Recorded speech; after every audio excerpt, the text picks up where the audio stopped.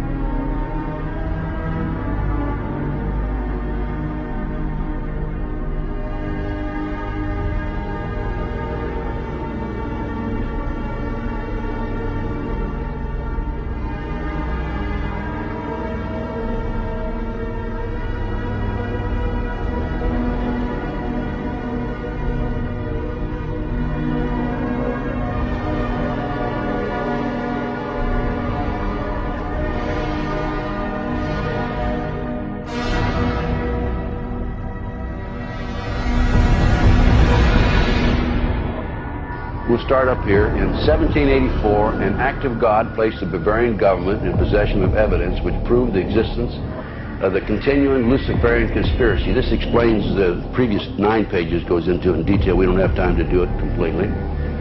Conspiracy. Adam Weishaupt, a Jesuit-trained professor of canon law, defected from Christianity and embraced the Luciferian ideology while teaching at Ingolstadt University. In 1770, the money lenders who had recently organized the House of Rothschild retained him to revise and modernize the age-old protocols designed to give the synagogue of Satan ultimate world domination, so they can impose the Luciferian ideology upon what remains of the human race after the final social cataclysm by use of satanic despotism. Weishaupt completed his task on May the 1st, 1776. It's a communist holiday, isn't it? May 1, 1776. The plan required the destruction of all existing governments and religions.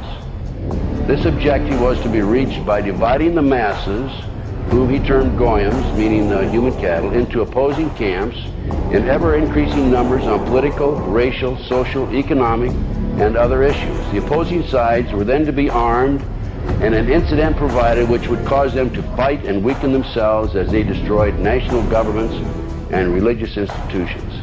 In 1776, Weishaupt organized the Illuminati to put the plot into execution. The word Illuminati is derived from Lucifer and means holders of the light.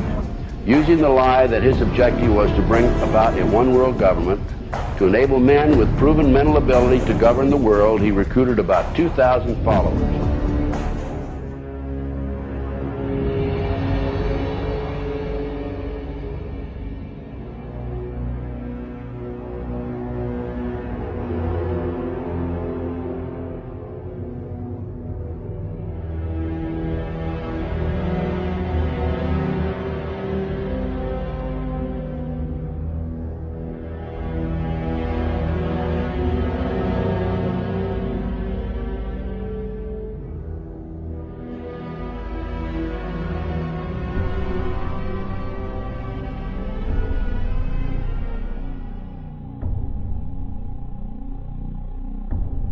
No one would help me, even though there was a prosecution going on. They said, if you ever bring up satanic ritual abuse, your credibility is lost and you'll just be a kook, and it doesn't exist and it's not organized in America. Just focus on child sexual abuse.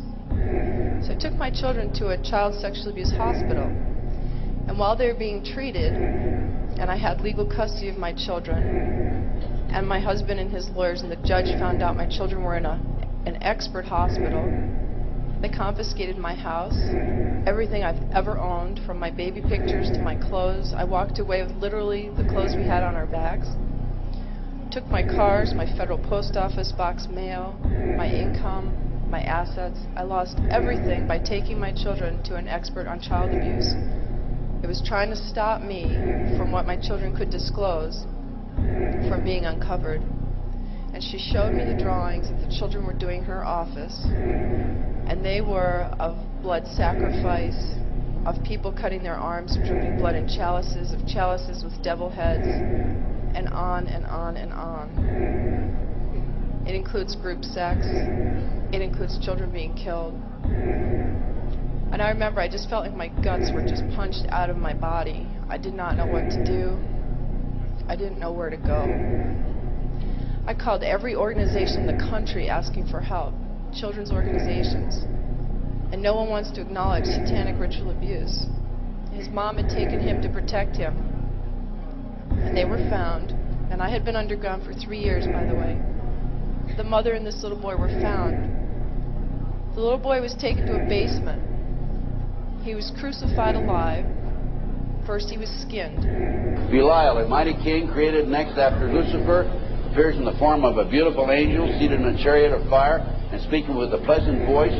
He fell first amongst the superior angels who went before Michael and other heavenly angels. He distributes preferences of senatorships, causes favors of friends and foes, and gives excellent families familiar.